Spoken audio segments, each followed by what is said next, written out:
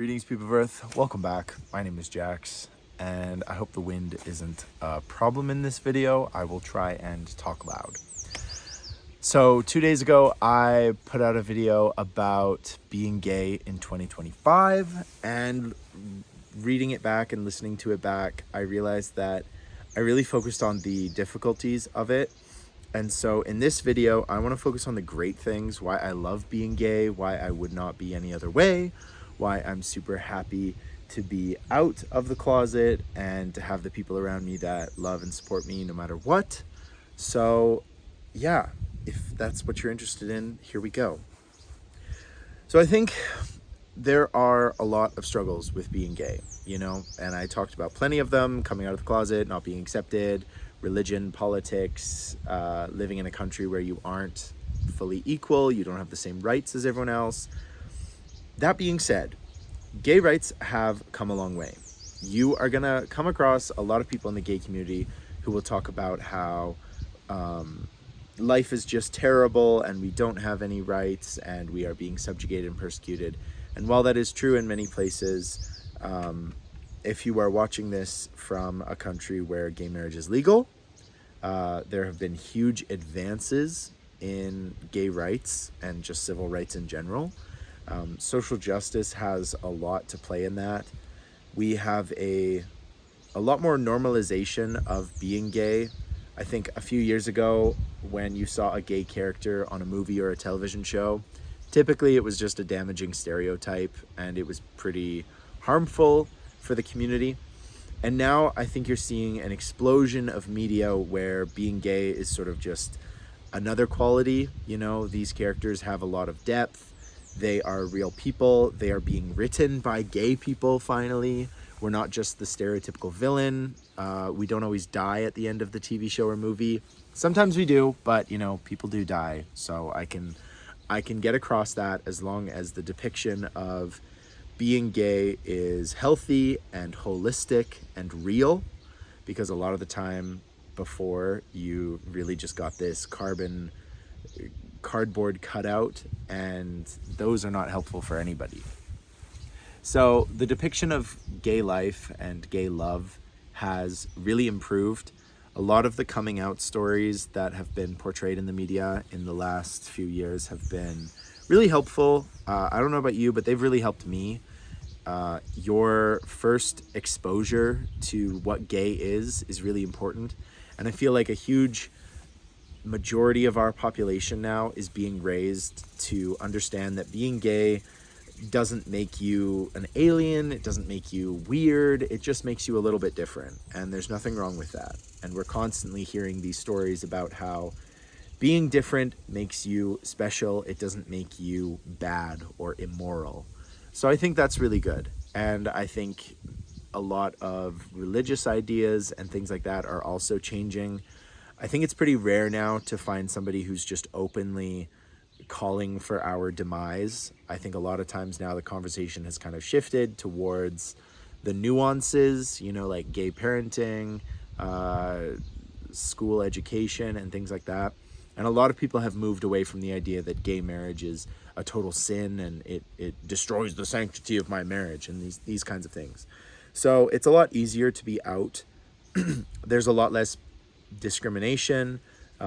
Places like Canada, where I'm coming to you today, have laws that protect us from being discriminated against. You can walk into a bakery and ask for a gay wedding cake, and it's not going to be an issue.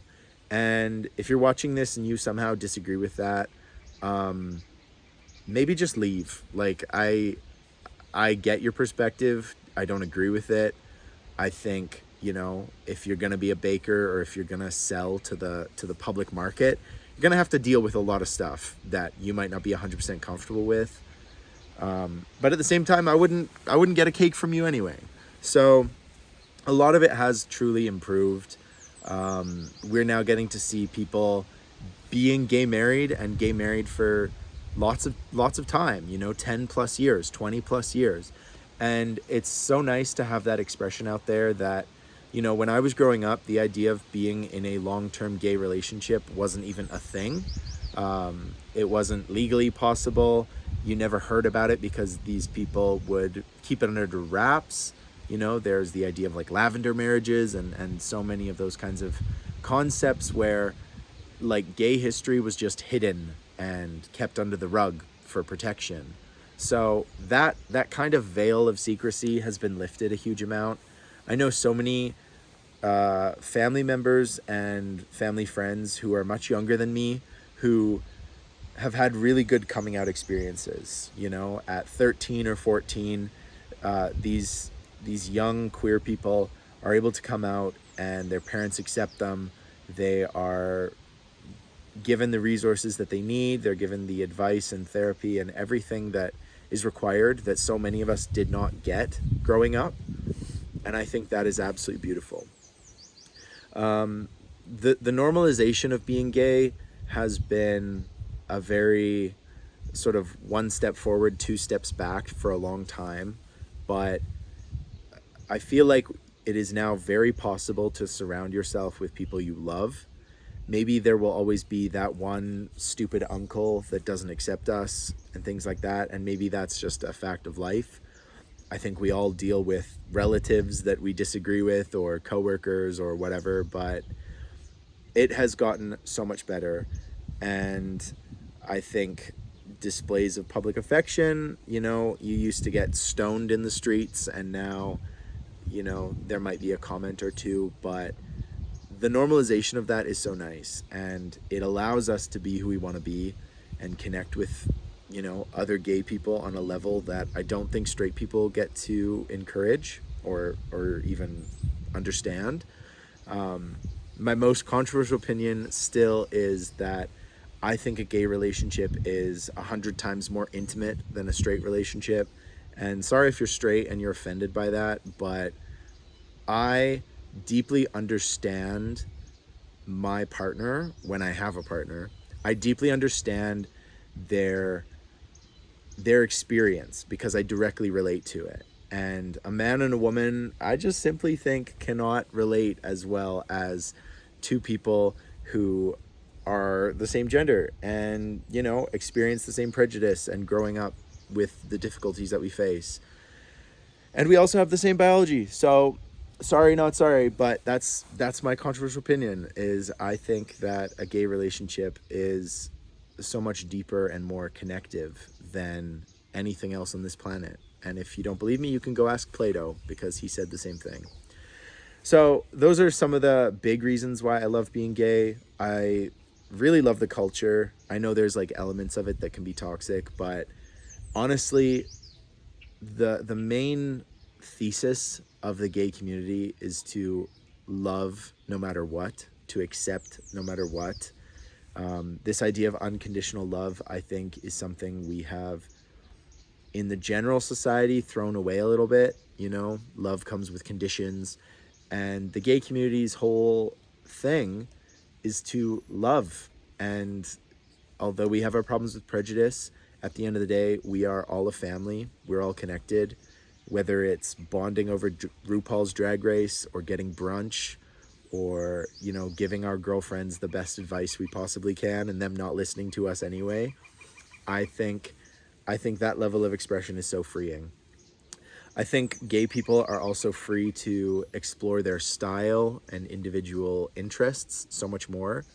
9 times out of 10, when I talk to a gay person, I always learn something so new and unique about their hobbies, their interests, their philosophy in the world, how they see themselves, where they want to go in 10 years.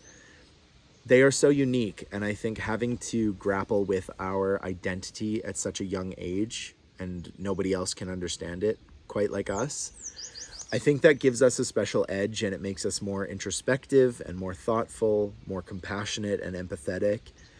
And so interacting with other gay people is really enjoyable, as long as, you know, you do your homework and you're respectful. I think you can make incredible, long-lasting, lifetime friends who really understand you, and that is so important. And we also aren't held down by many of the traditions and the norms that other people are. We don't have to get engagement rings. We don't have to get married. We can choose to have children if we want. There are so many rigid social rules that gay people just don't have to follow, that don't apply to us. You know, we don't have to have children by 30. We don't have to do this. We are welcome to. We're welcome to live in the future we want to live in.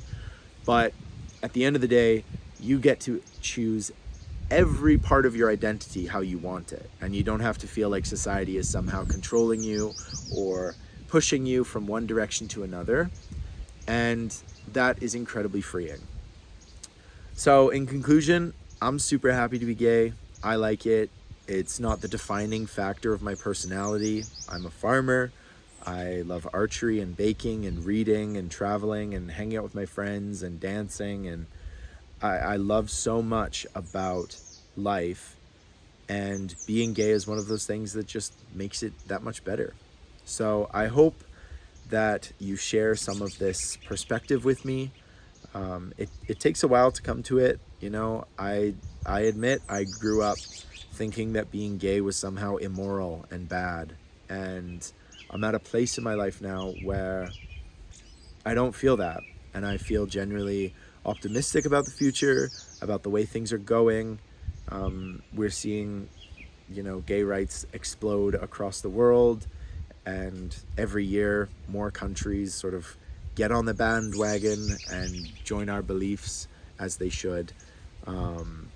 So yeah, I hope you can lead your life with love and compassion, and that you can really love yourself. It takes a long time, but it really is worth it, and you will always come to a better place.